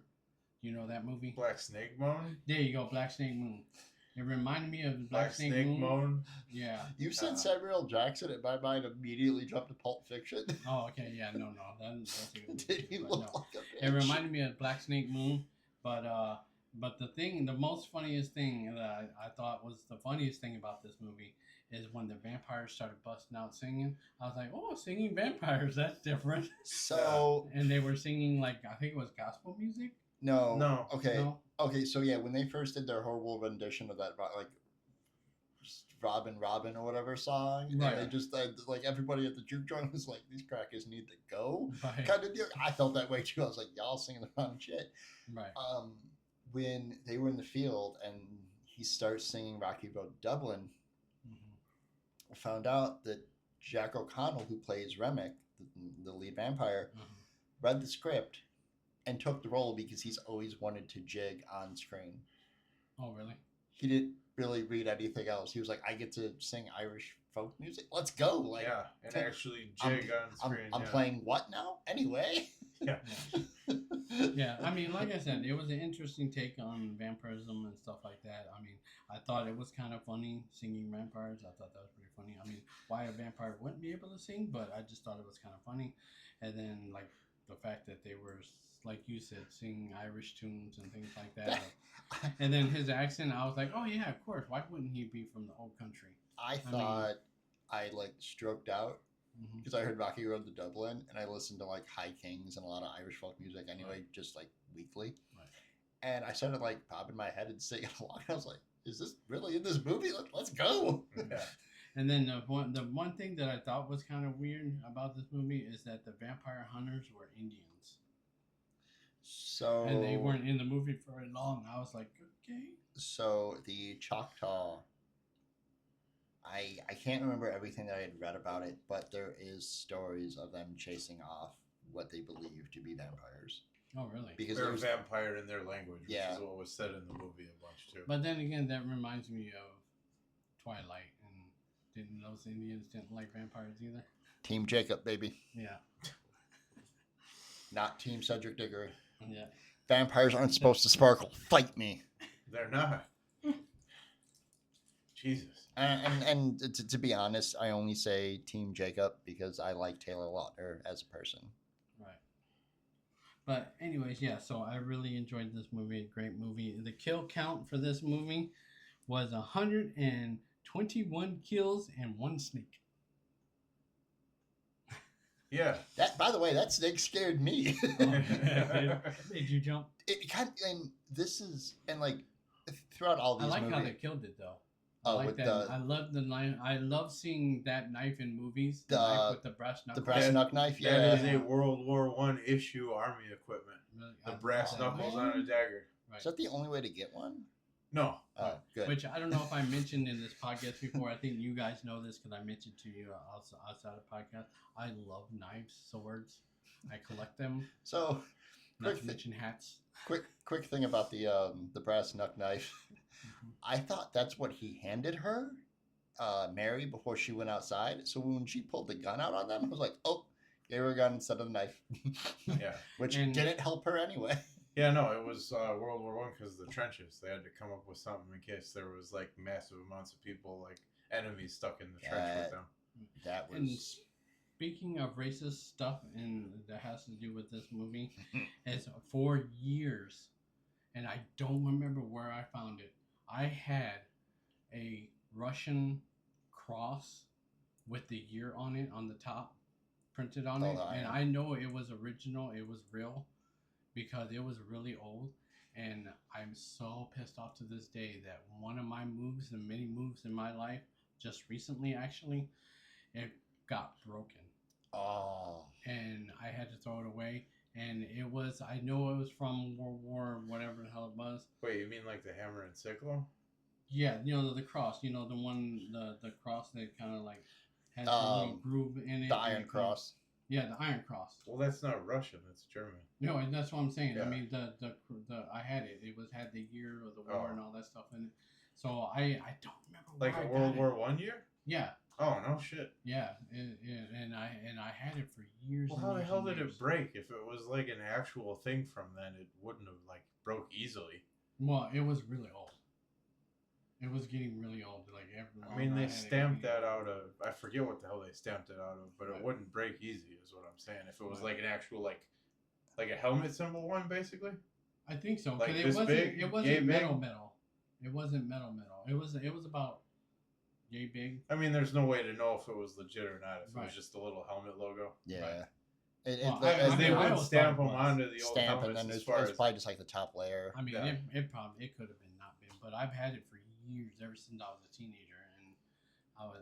But yeah, so I think memorabilia like that, I really don't own too much like that. But like I said, I had it in my knife collection for a long time. But yeah, no, cool piece of history nonetheless. Yeah. Right. Yeah, definitely.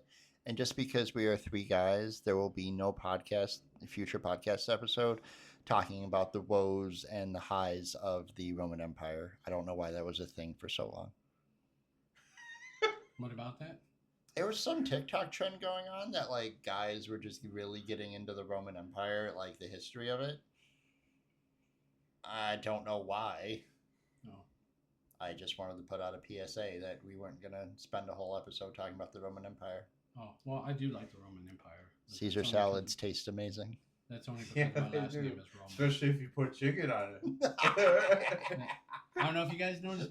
I just said that my last name is Roman, so I like the Roman Empire. Yeah, I know. I mean, I remembered. I was just still focusing on Jeff for a second. Sorry. No, I heard you, though. I was just like, oh, yeah, shit. Because if we talk about the Roman Empire, I'm just going to recite all of Hades' lines from Hercules. And I'll start talking about, like, the engineering of aqueducts, and it'll just go off the rails. Right. Indoor plumbing is going to be big. Back to the movie. You might not get this yet, but your kids are going to love it. I'm sorry, hold on. How the fuck did we get from Sinners to the Roman Empire? Oh my God, we are that podcast. Anyway, Juan, hurry. Yeah, Save the alphaness. This movie did remind me of, I don't know if I said it on the podcast or before we started recording, but this movie also reminded me of Crossroads. I mean, they don't mention Crossroads, no, but the thing that made me think of this movie, this movie reminded me of Crossroads, is when towards the end, when the vampire was saying that we came for you, and the blue sky and that's Buddy Guy, Chicago legend. Yeah. Right. Yeah. Exactly. And the fact that when he hit him in the head with the guitar, and it sliced his head almost completely open with that one metal piece, I was like, that's got to be silver. That's the reason why it hurt him so bad. Yeah. That's the only thing I thought of. I did not think of that. That's exactly what that was, Juan. Okay, yeah. I did not think of that. Oh, you did? I just saw somebody get hit with a guitar, and I was like, oh man, Jeff Jarrett would have been jealous. Right. Yeah. Yeah, but yeah, that brown piece on the guitar. I didn't even think about that. That's why I was able to cut him so deep and hurt him. And it was still burning after he took it out. It was still sizzling because it was silver. Oh, and he had the Nosferatu 30 Days a Night fingernails. Right. Oh, yeah, that too. That was crazy. But no, I really like that movie. Like I said, I really like this movie. Go ahead.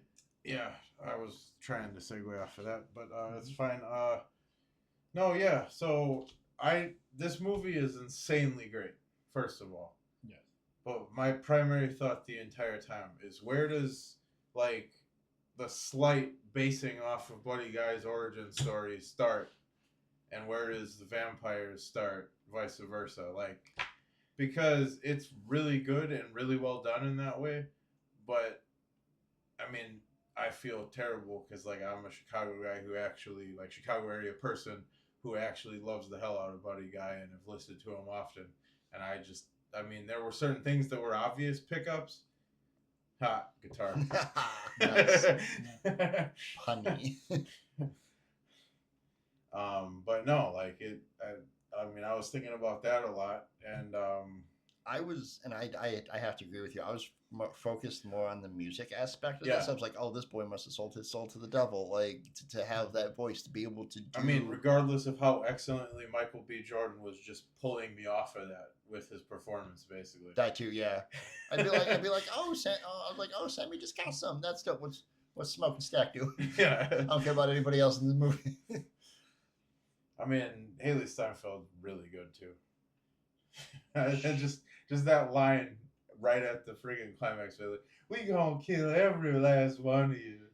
When Remek's like girlfriend or that girl was like, and it's all about love. Where like after we kill all of you, it's gonna be nothing but love. And I was like, no. What's nuts is Remek killed both of those two, and those were the KKK people in the shack that the Indians came to. Right, yeah. Like, and that or scene, the Native Americans like showed up with their wagon and stuff. That scene, yeah, I was like, oh wait, yes, vampires. Because when she walked in and Homeboy was dead, and he was like, what did he say? I forget that line too. He said something like, "Oh, he's just resting." Oh yeah, he's just resting. Yeah. I was like, oh, why is he covered in blood and not vampires?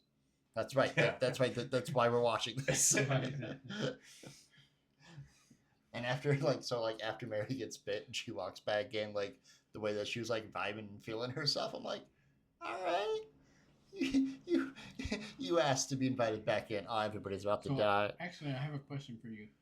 I don't know if I might have missed it in the plot or whatever, but when Smokes or whatever, whichever one it was, tried to bite his brother and he couldn't, was that because of the medicine bag or because of the medallion he was wearing? It was. Well, no, it was the voodoo bag voodoo bag that Andy gave him. Yes. Okay. Yeah. And that prevented him from being able to bite. Yeah, because all that was like a general order protection within Santeria / voodoo. And unfortunately, in this movie, Annie was not okay. Yeah. Are you okay, Annie? I thought about that when she died, and it's actually, speaking of the crazy CG music through the ages scene, that was a pretty graining omission, don't you think? Yeah. No moonwalking person anywhere to be seen. Well, they had or anything. Well, they had super futuristic Jimi Hendrix for some reason. Yeah, that threw me off too. Like I'm obsessed with Jimi Hendrix. Because I was beyond a reasonable doubt. Why is he like 2022? I was freaking Hendrix. I was like, I was trying to place everybody, and I was like, oh, the very like native tradition, like African tradition stuff, and I was just like, oh, that's who's the spaceman? Like you he says that the music's what is it? Oh yeah, like transcends past, present, and future, whatever, right? And then I was like, y'all got the blue group in here and the red group. Can we go back to future Jimi Hendrix? Who is this man? Is this somebody we don't know about yet? What's Ryan Coogler about to do with this man? But I love that Delta tells, or like especially like. The whole thing with Sammy and his music, talking about how, when I think it's Stax tells him, he's like, hey, you're not going to do this afterwards. You got your chance. You got your night. Go be with your daddy. Go do the church stuff. You don't need to live this life. And when Sammy turned around and like decided that he had balls on him and was like, I don't really care what you say. You can kill me now. As fast as that man pulled out his gun, I was like, oh, Sammy's going to die. Yeah, that's what I thought too. But had Coogler not shown the beginning of that movie where it's him showing up and then they like Tarantino it, I was like, oh, okay, maybe he doesn't die here. Yeah. But he was quick. He was like, I'll do it right now. Yeah. And I love this will be like one of the last things I say about this movie, but until we do the ratings. This movie, and it's not a big proponent or a big thing in my life. Nobody needs to pray for me, but this movie's really based on faith. Like how you perceive it and what, like what pushes you to do things. Like when they tell Sammy that guitar was Charlie Patton's, they won it off him in a card game. And right before he drives home, Stack was like, no, that was our dad's guitar. And Sammy's just like, and that realization of, I thought I was playing with somebody's famous guitar, so it gave me that confidence. Yeah. To realizing that it was just his own talent. Yeah. And that in itself is a really strong message. Yeah. And it's like such a microcosm in the overarching thing of this freaking awesome movie. And Coogler, that's what's cool about it. Coogler does a really good job of layering all those like themes and subplots, whatnot, in this movie in a way that when it finishes, you're like, oh, I would have done everything he did in this, like to the T. You can do that with almost any character in this movie, especially Cornbread. That dude was so awesome. Yeah. But yeah, you gonna give me a ride back? No, my fattest has got to walk. Yeah. We talked about Cameron with he started with Alien 79 and just kept going basically. I mean, I don't give a crap about any of that stuff. He is that next guy to me. I honestly believe that like our kids, like where he started with Black Panther and he's just gonna keep going until we're fucking old as dog. I was gonna say like there's gonna be like, like our kids or possibly mine are gonna have their own podcast and they're gonna talk about sinners and like, oh, this movie came out in 2025. My dad thought it was good. This movie sucked. I'm like, whoa, hey, shut up, like. But you know what I mean? I really do think Sinners, whether you like the horror aspect or you watch it because, again, just like Nosferatu, it felt very much like a period piece. This movie... a less fun period, but yes, a very less fun period. Very Also, much. The Koffin Click does not condone racism. At all. If you're racist, homophobic, whatever, we don't have a whole lot of rules when it comes to the click, but that is a hard, like... Yeah. I agree. So... I believe everybody should live their life the way they want. Right. And it doesn't matter what people do if it doesn't directly affect you. Right. It just leave it alone. Right. Anyway, everybody that died in this movie, one way or another, it was deserving. And that's in some way. And that's why I like, again, everything is packaged up in this movie. Like when Annie dies, you feel bad because she had a really cool character. Well, except for Annie's son and... But okay, so that was off the screen technically. So I'm getting to that. When Annie's dying, she even says that she was like, "I got somebody waiting for me." And that ending scene with Stack, somebody's gonna be in the comments like, "You keep flipping the twins," well, whatever. When Stack is because it's the same guy. Yeah. When common sense would dictate it's hard to tell apart. When when Stack is sitting there and he's got he rifles that guy up on the ground, and he looks over and he sees Annie with her baby, and she's like, "Take that cigarette out your mouth. You're gonna get smoke all over him." I started to tear up. Yeah. I was like, man, I can't even imagine what that feeling is. Actually, that's another part that kind of threw me off because I was to say, was that supposed to be his kid? Yeah. So like when he shows first up, goes to Annie like way earlier in the movie, and he drops the flowers off. Right. Yeah, that was their child that she like lost in birth, or I don't know. They don't explain what actually happened. Really don't go into it, but his whole thing, I thought I missed something. No, but his whole thing is, again, going back to Faith. He even asked her like, "Why couldn't you give our kid this? Like, would this have worked for them?" And she's like, "This isn't how this works." And then that's why he goes off to do what he does. And for him to come back and see her and... Well, obviously, he wanted her because of her food.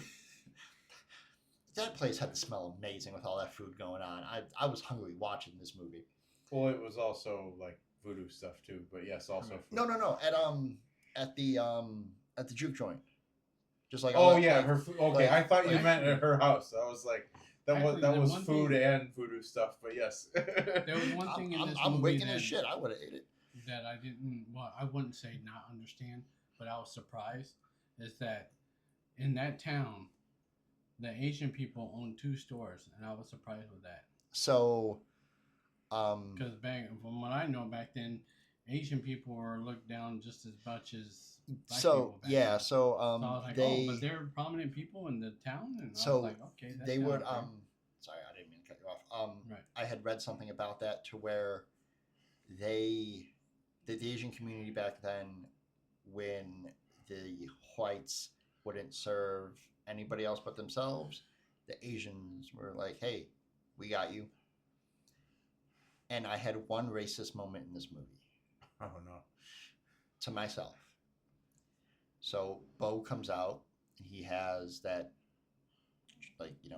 Asian accent, but he's talking like Stack. He's got that that flow, that street way of talking. And then his wife comes over and has the most southern accent I've ever seen come out of an Asian woman. And I was like, "Oh, isn't she supposed to have?" "No, she's not, Jeff. No, she's not." And it caught me. And I don't know if that was like something that Coogler put in this movie for that purpose. But I was like, I feel one of these vampires needs to eat me. I feel terrible about saying any of that. But he had that side of the street, and then his wife had the grocery store. Right. And the biggest thing I learned from this movie was how to haggle people.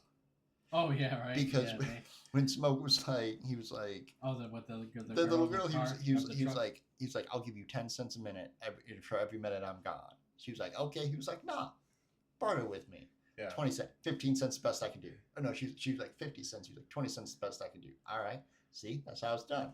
Right. I would have gone 25, but whatever. Well, no, he didn't haggle down. He haggled up. He eventually was like 50 cents. Yeah, that's right. And then he does it with He was trying to teach her that what she But yeah, it was just because he was teaching it, and then he was like, "No, I'm actually being generous to you too." Right. And then he turns around and does it with his wife, or with Bo's wife, Chang. I can't remember her name. Isn't it just like Sally or something? It may be. Does it with her and like haggles her down. And he was like, like $20 or whatever to do the signs, and then tosses in the flowers, and that's what leads up with Annie and everything. Oh boy, have we talked. You guys want to get to the ratings?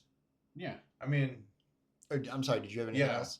So to further the trying to be non-racism for good, etc. So again with the damn twin ambiguity here. It's good. So Smoke's alive at the end, right? And Stack's technically the vampire, right? Yeah. Okay. I think that's so how. Smoke, that chest, the amount of BARs and the knuckle knives, everything.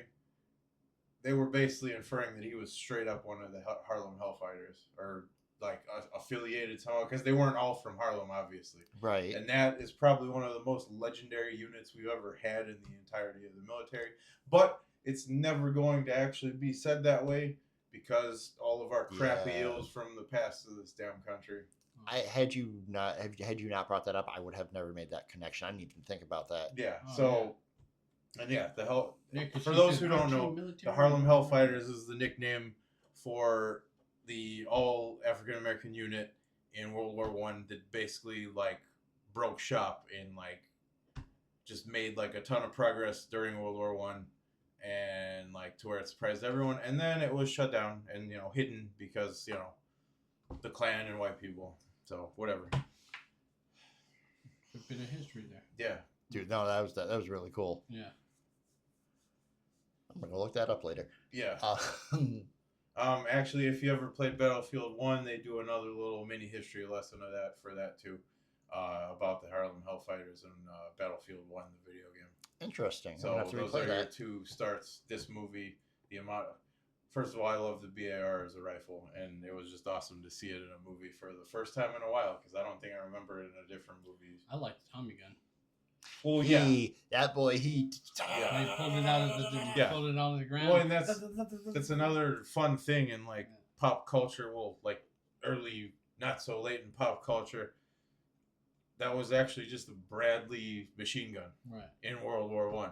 And then Capone and all the Chicago guys, etc., popularized it, and it became the Chicago typewriter and all that stuff. Resident Evil 4. And yeah. So that was actually just a trench machine gun in World War I as well, called the Bradley, and then it was popularized into the Tommy gun. God, I love you, Justin. You guys want to do the ratings? Yep. All right. Who wants to go first? I'll go first. Yeah. All right. So, I really enjoyed this movie. Like I said, it was a new take on vampirism that I wasn't familiar with, like the singing vampires and all that stuff, and history side of it and all that, which you told us before we started recording that I didn't realize that was a real person, the blues guy. Buddy Guy, Chicago legend. At the end, Sammy Moore becomes Buddy Guy. I know a little bit about blues, but I'm not totally familiar with the blues. I mean, I know B.B. King and stuff like that, but... And I always thought it would be neat to be an actor, but to be Michael B. Jordan and Haley Steinfeld, like, if they had any vague knowledge of the blues, to sit there and do that scene with Buddy Guy has had to have been one of the coolest things of their life. Oh, 100%, yeah. Oh, yeah. And speaking of that, because I was going to mention that before I give my rating, I thought he killed his brother, and then to see him walking into the bar and everything like that with the whatever her character's name was, Mary. Mary. Yeah. There you go, Mary. Mary. Mary. I was like, oh, he didn't kill his brother, and he's like, oh yeah, he made me promise to leave you alone. Oh yeah. Like, wow, okay. So anyway, my ranking. I thought that was the cool thing about that movie. And then he told him, sing for me. Yeah. That was cool. And they just sat there and let him sing and everything and didn't try to kill him or anything like that. Well, yeah, you don't tell Buddy Guy to not sing. Right, yeah. Yeah, so my ranking, I gave it because, your wife established that we can't give all the movies the same rating. I gave this movie a 4.5 coffins, and that's only because I already gave a movie a 5 coffins, or I would have gave this movie a 5 coffins. Yeah, so 4.5 coffins. I'm in the same boat. Yep. All right. 5 coffins. I was saving it for this because I thought it's just. I mean, like I said, I could give a shit. You could be purple and believe in the flying spaghetti monster. I could give a damn. Yeah. So the race doesn't matter. This guy is gotta be like the next beyond James Cameron, in my opinion. So yeah, five coffins for this movie without a doubt. I just recently found out about him not too long ago. Yeah. Flying spaghetti monster. Never knew that was a thing. Oh, I thought you were talking about Ryan Coogler. I was like, oh, that's cool, bro. I thought he was talking about. I guess you never saw Black Panther then. I thought he was talking about James Cameron. No, the Flying Spaghetti Monster. I never knew about that. Cthulhu. Yeah.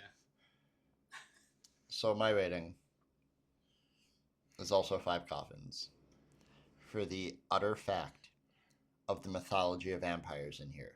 Yeah. Because when Remick looks at Sammy and says, I need you because we are a collective mind. I have everybody's memories. We all share memories. Mm. I need your ability for what you can do. And then when Annie dies and the vampires are pissed, I was like, why would they be upset? She knows everything about them. She knows what a haint is. She voodoo or hoodoo, depending on, Hoodoo, voodoo, Santeria. It's all a similar hat, yeah. Yeah, depending on, I want to say it was hoodoo, but... Region, whatever, depending on region. And that alone, I was like, oh, this, I really have not seen that in vampire movies. It's not a thing that I've seen. Yeah, when they were upset that he killed her. Yeah, Mary. Yeah, I was like, why? Well, yeah, and where it's like plot-driven, actually interconnected exposition too. Right. Yeah. Yeah, and again, just like Coogler had said himself, he wanted to make a fully packaged movie, and he hit, no pun intended, he hit the nail in the coffin on this one. Oh, speaking of, I was going to mention that earlier. When you said that he wanted this to be a standalone thing, what I felt about this movie is I know it's a standalone thing, but if he wanted to make this into a series or a bunch of movies, it would work so well. It would, and coming off of Creed and doing Black Panther, to be able to halt everything and do this and knock it out of the park, more standalones. Yeah.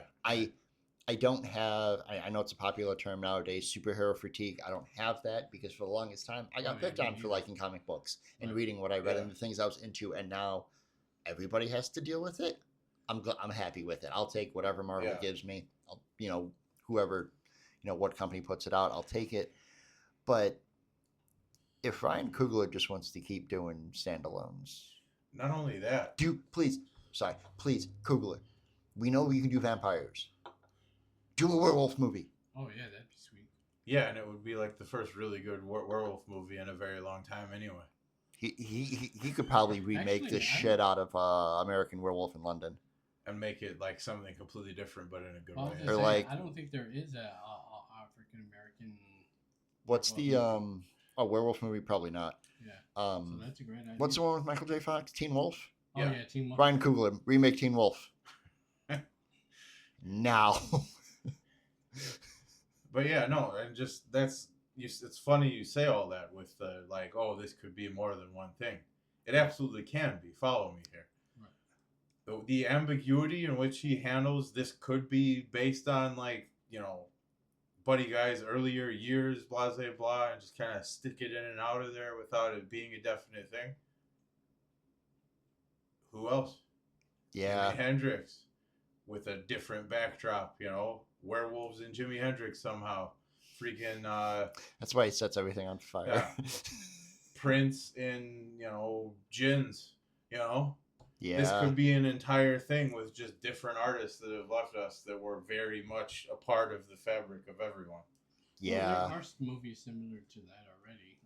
Look at Lincoln versus what is it? Lincoln the Vampire. No, that's not. No. I get where Juan's coming from, and yes, we will have to watch Abraham Lincoln Vampire Hunter because that movie threw me for a loop because I was like, wait a minute.